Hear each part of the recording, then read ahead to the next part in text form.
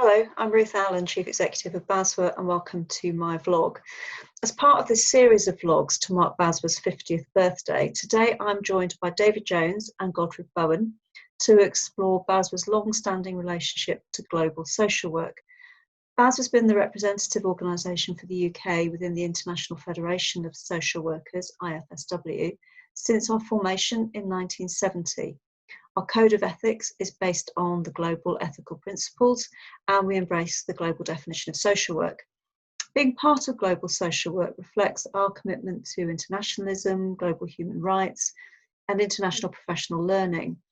And in the past few years, we've been taking this forward through our International Development Fund to support global learning between social workers, and I'll be talking about that amongst other things with Godfred and David in a moment.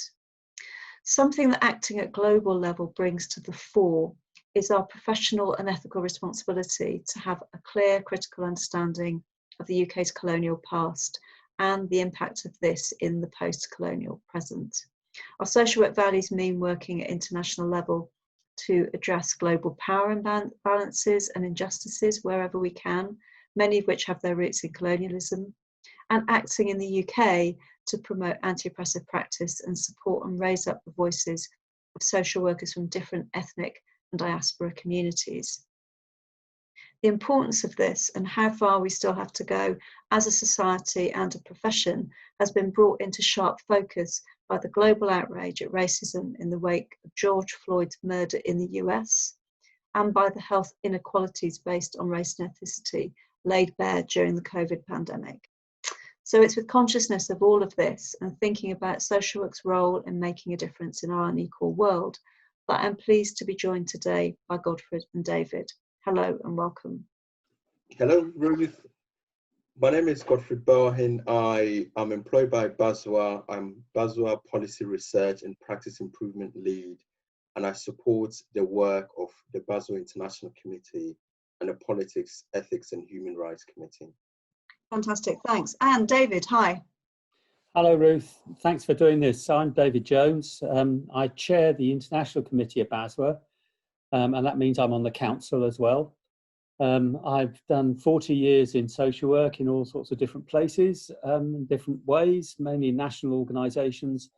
Along the way, I've been president of the International Federation of Social Workers for 4 years, and I'm currently the lead for the global agenda for social work and social development, which sounds very grand, but it's a way of putting together lots of the things that social workers do around the world. Yeah, thanks. Well, I guess we're going to come back to some of that because the first thing I'd like to talk to you about is about how BASW works with the International Federation of Social Workers, IFSW, and how that's developed over the years, David, and you're very well placed to tell us about that. Yeah, I wasn't there at the very beginning, but I've been involved for a while, particularly in the 90s. I got most involved when I was General Secretary of BASW. The International Federation is a federation of national associations, so it's like the United Nations, one country, one vote. And the BASW since 1970 has been the UK representative. And we were also involved in some of the predecessor organisations that go back to 1926 and a big 3-week conference in Paris. But perhaps we won't dwell on that, but it's a very different world now, isn't it? But we are the UK voice, and we played a significant role. The intriguing thing in a way about being in these international bodies is that it is a bit like United Nations in a way, and the power structures and the influence are very similar. The United States is the biggest funder of IFSW, and the Western bodies put in most of the money, but it is one country, one vote. And IFSW is struggling to work through the change in the politics of the world. So we now have a Spanish-speaking president for the first time from Argentina, and the Chinese Association is playing a bigger role. And for us, we've had a lot of influence on the constitution and the way things work, but we also have to be very aware of the history and the burden of the history that we carry. And I think BASW has always said that our job is there to facilitate. and to enable.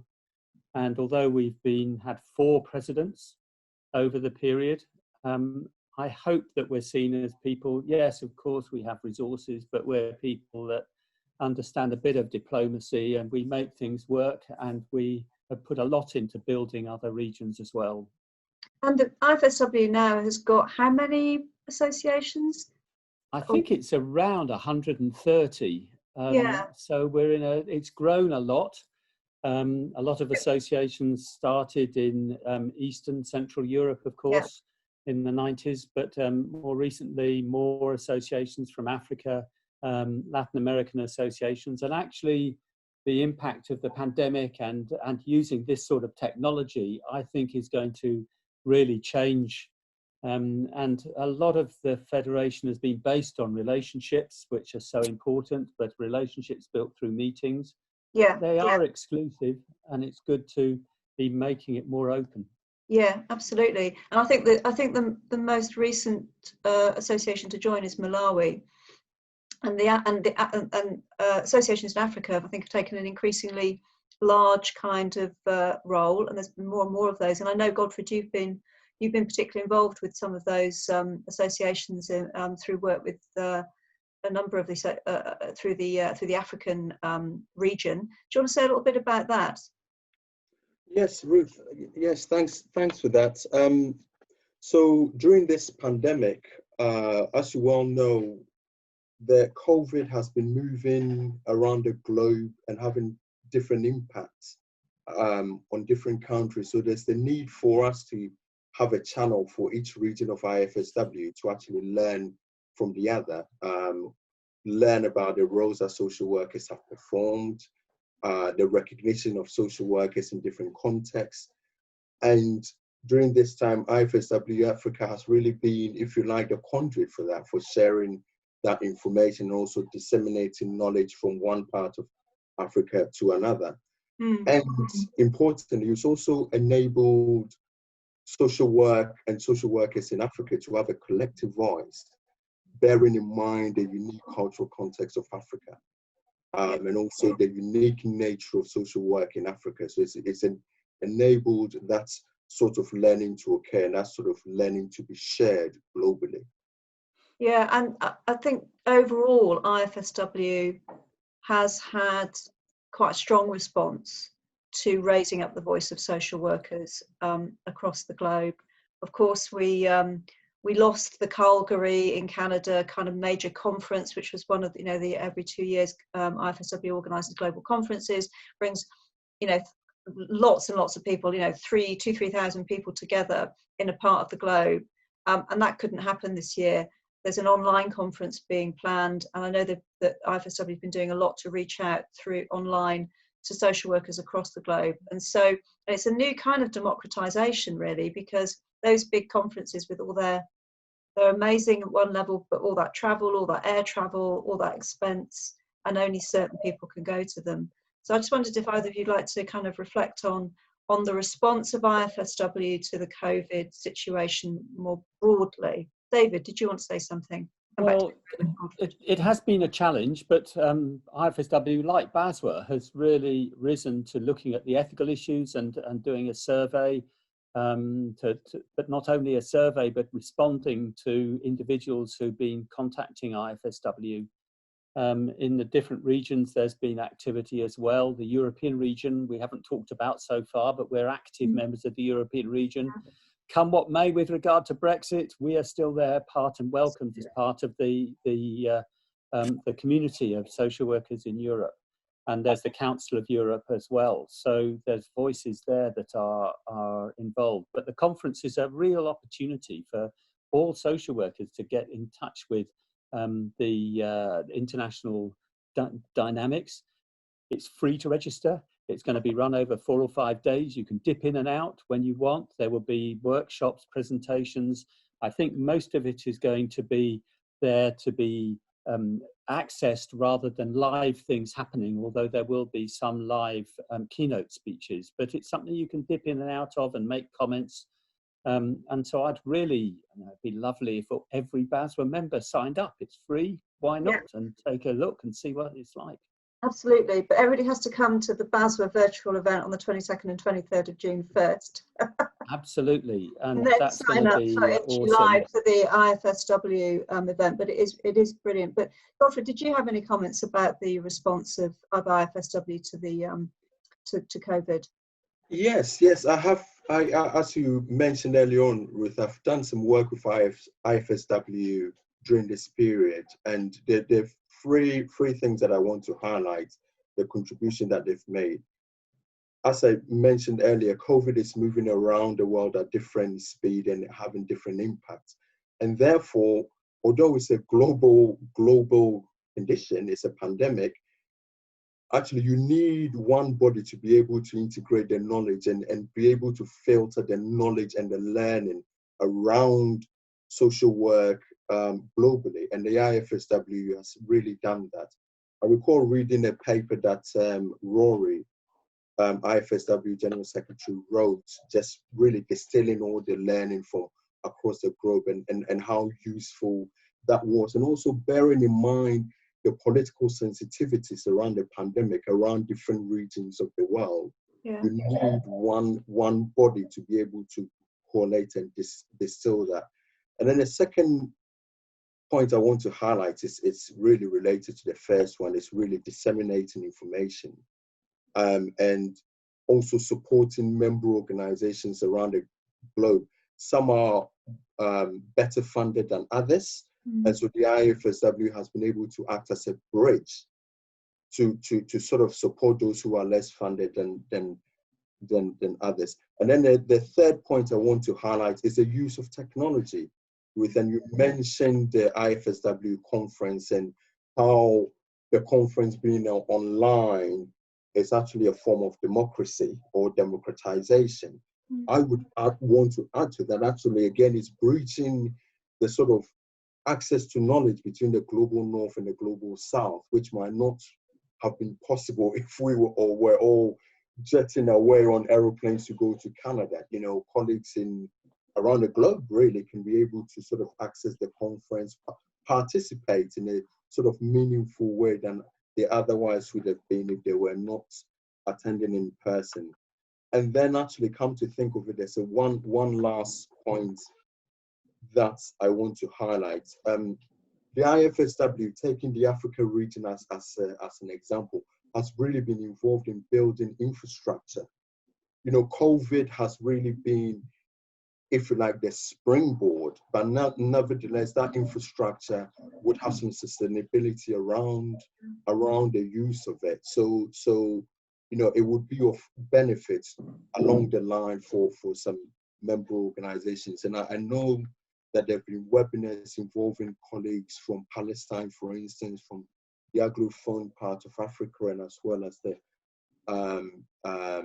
Francophone part of Africa as well. So that it's been really, you know, you've needed a central body to be able to coordinate social work globally and share that knowledge. And Thank you. Thank you. I wanted just to kind of move away a little bit from IFSW, because obviously BASW's internationalism, if you like, a lot of it gets expressed through the work that we do with IFSW, and that's very important. But it's kind of driven, I think, by our belief as an organisation in fundamental global human rights, the importance of global conventions, global initiatives, global cooperation. We are in a time, I think, when there's a lot of tearing up, tearing down, or at least questioning of global cooperation of various kinds and of the notion of international human rights. And we're facing a lot of really massive global existential threats as well. Climate change, obviously this pandemic is another form of global threat.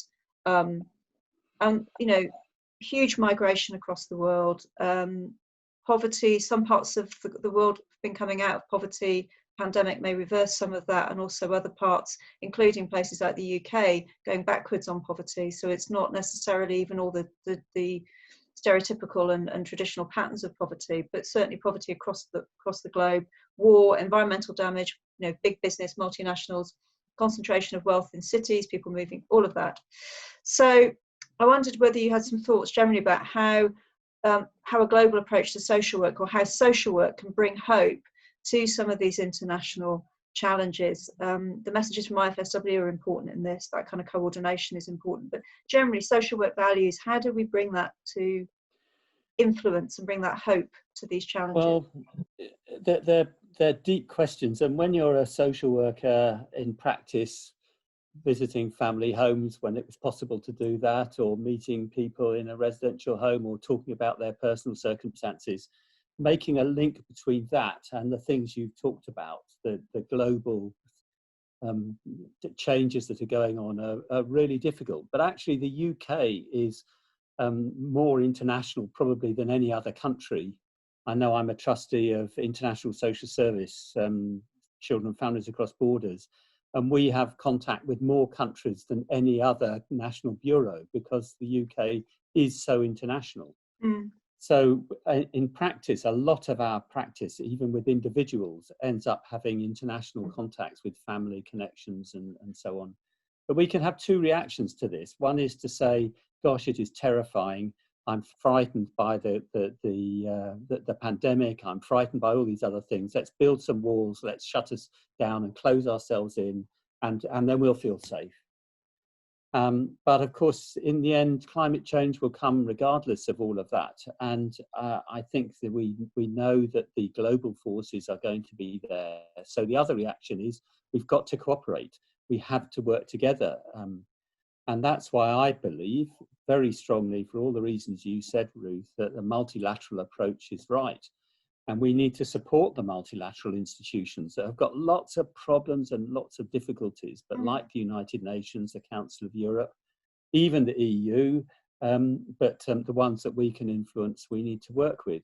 And social work has a status with those organisations. We are accredited to the United Nations through IFSW. We are accredited to the Council of Europe. Not only that, but we have people who are working in those institutions who are able to take the practical experience of social workers into those international bodies and use that experience to influence the shaping of policies and thinking. And that's been recognised by UNICEF this week, who have issued a statement supporting the social workers explicitly. It's been recognised by the Secretary General of the United Nations that social workers are key players because of our local connections and because we make the contact between the local and the global. And we've got to have the confidence to continue doing that. Yeah, and using some of those ideas that have credibility and status internationally in the UK as well, and using those ideas in the UK is really important as well. From what you were saying there, David, including the links with partnerships, and you know, whether it's we talk about service users in the language in this country, but partnerships with people, and that's something which UK social work has championed actually internationally. Yeah. Involving service users as full partners, writing that into documents, and bringing that partnership and advocacy campaigning alongside social movements. So all of those things are things that we have contributed and continue to do. Yeah, thank you. Godfred, your thoughts on where social work bringing hope into these major challenges? See, the response to the pandemic by government have sometimes been very technocratic, right? But what that does sometimes is mask the fact that actually underneath all the sort of technocratic, bureaucratic jargon is judgments about values. You know, if we think about some of the discussions at the start of the pandemic around who, for instance, should have ventilation, you know, who is deserving of that, who isn't, on what basis should we make those decisions? It might come across as technocratic, but actually they're fine value judgments that are being made. And to me, that really highlights the centrality of social work values around how the responses to the pandemic. So that's one side. Another side of this is the pandemic and responses globally have really highlighted what social workers have always said, the value of community. You know, the value of community at the macro level, the value of community at the micro level, the value of family, the value of churches, and the value and the need for people to be connected together. Was it a former British Prime Minister who said there's no such thing as a society? I mean, society has responded to the pandemic, where actually governments have had to withdraw as a result of social distancing. So I think the interesting thing, Yeah. Godfred, building on that, is how all across the world the same sort of debate is happening. How do you practice social work in this different environment? How individualistic can we continue to be, and how much should we be more involved with building community, working alongside people? And that's a challenge in the UK, and we've got things we can learn from others. Yeah, that's exactly what I was thinking as you were saying that, both of you, was that one of the things that I think IFSW can really help with, and that being internationalist helps with, is understanding what we can learn, and that the sort of the arrogance of thinking that you know, that our social work is social work, when actually that, you know, is the social work, when there's so much to learn from countries, even countries with far fewer resources invested in social services, and yet doing some amazingly innovative and effective work in communities and so on, and really being open to that. Now, one of the things that we have the opportunity of in BASW is to engage with some with international work through our International Development Fund, which is a small contribution, £2 made every year by each BASW member, which built up into a fund which we can use for collaborative projects. Led by BASW members, but absolutely in partnerships. Always in the projects part of it is always in partnership with people from around the globe, you know, from Europe, from Africa, from Asia, from wherever, all around, and also in partnership with people with lived experience.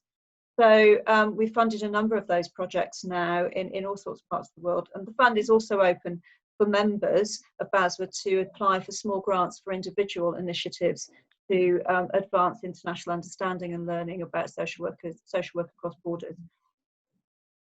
During COVID, with all the risks and the fact that we can't travel, we've made some changes in BASW to how we use this fund, and it'd be helpful and interesting for you to, perhaps both of you, to say a little bit about the changes we've made to the use of what we call the IDF, the International Development Fund, which has been a change that's been about responding to the COVID situation. Godfred, would you like to sort of start off and just say a bit about what we've been trying to do with, you know, you and David have been really leading on the detail of this. Yes, so we, Ruth, as you said, the terms of the International Development Fund has been altered really to take account of the change situation around COVID, and so it's been opened to our members, BASW members, and also projects from around the globe to apply for funding to do work which is specific to COVID, and also involving the needs of people who use services, and one that would have direct practice impact and also have elements of sustainability in it. And I know David will say some more about this, but I just want to highlight what I have learned from being involved in the change of, if you like, the terms of the IDF. The multiple roles of social work around the globe around this. You know, some of the funding, some of the applications that we've received have been from social work organizations with social workers involved in the production of PPE, for instance, and distribution of PPE. Who would have thought that actually this is part of the social work role? But it also highlights how around the globe social workers have risen to the challenge of the pandemic and defined new roles for social work, and taking on new requirements around, for instance, sharing technical knowledge around the spread of the pandemic and also protecting people's human rights. So that's really what I have learned from the current IDF call. And then lastly, the fact that actually UK social workers are interested in international social work, because we can see the overlaps between the international and the local. And sometimes when you work in frontline practice in the UK, where the services are so formalized, that's not so apparent to you, but actually our members make that connection and have shown a real real interest and appetite for supporting work around the globe during this period. Thanks. That sort of brings me on to another point, my last point really, which is about the fact we've got an international committee, and that covers the things that some of the things we've been talking about. It deals with quite a lot of things that come out of IFSW, issues around human rights around the globe, things about the IDF, and how that's going forward. But David, I wondered whether you would like to say something, because you're chairing the international committee. I think you've had quite a lot of new members recently, which is, to your point, Godfred, about how interested social workers in the UK are about international issues. And of course, we're a very international profession in the UK. Diaspora communities are a large part of our workforce. We are a very diverse and global community of workers as well. But David, just say something about your ambitions and your hopes really for the international committee and the priorities of that committee in the coming year. Well, I think we're having to hold together the two things that you've mentioned. One is our engagement with the formal structures of international social work through the International Federation, through the Commonwealth Organisation for Social Work, which has very close links with the Commonwealth Secretariat and gives us privileged access to heads of government meetings, for example, and sit in the same room as heads of government. And there are all those formal bits, and that includes the poster behind me, Global Agenda for Social Work, and how we influence the way that we set up social work, the global social work days, what the themes should be and how we coordinate that around the world.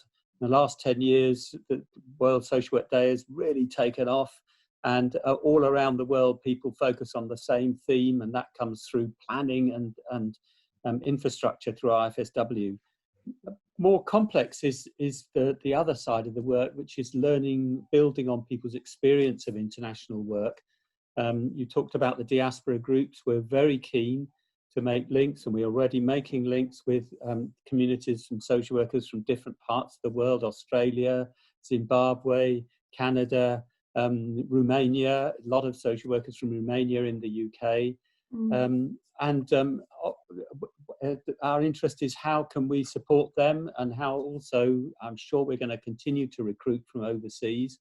Very controversial in itself, but should we have reinstate the code of practice about overseas recruitment, which existed and has fallen out of use, and we could perhaps be reinstating that. And then there's people's interests with particular projects or particular areas of the world where we can support members. So then there are issues of disasters and things that come up, or particular issues that affect particular countries, and social workers feel strongly about it, which is why we've published guidance on human rights, which is now available on the website. We commissioned that. And it's there as an evolving document that we can refer back to. So it's a broad brush, a huge scope, and including the whole threat to international institutions that we were talking about a few minutes ago. But there are opportunities for us to have influence. But the main thing is connecting daily practice and what people do day by day with the big international institutions. And believe you me, those institutions need to hear about that practice, because that is the real experience. It counts for more than rhetoric. It counts for more than articles and books and research studies. It's what professional associations should do. And that's what we've got to link the local into the international organisations. Yeah, absolutely. Thank you, David. And Godfred, if I could just come to you, your final thoughts on what do you think are the priorities for BASW and the International Committee on all of this? If you had to pick a top few, David's given a few there. Well, Ruth, we've already said how the International Committee has been reinvigorated, right? So my hopes, my ambition is mainstreaming of international social work in the UK, and I think we've really got the energy to do that. And what do I mean by this? Actually, the pandemic has shown that we have more to learn from each other than we thought, right? And if I think about community social work, for instance, there's been some amazing work done by Macquarie University on that. But we now know that in Uganda, we now know that community social work, actually we need to rediscover that. So mainstreaming international social work means genuine sharing of ideas and sharing of expertise and sharing of practice between social workers in the UK and our colleagues around the globe. It also means that social workers, UK social workers, thinking that actually international social work can be part of my CPD, right? You know, reading about that, thinking about that, engaging with the international committee and engaging in influencing supranational organizations can be part of your CPD. And then putting bids into the IDF to get some money to help it. And then finally, actually, while, you know, it's a forum for mutual support between social workers. That's actually sometimes when you're practicing at the call phase, you do need to lift your head up a bit and then see other people and see what everyone else is doing around the globe. If anything, it's a point of reflection.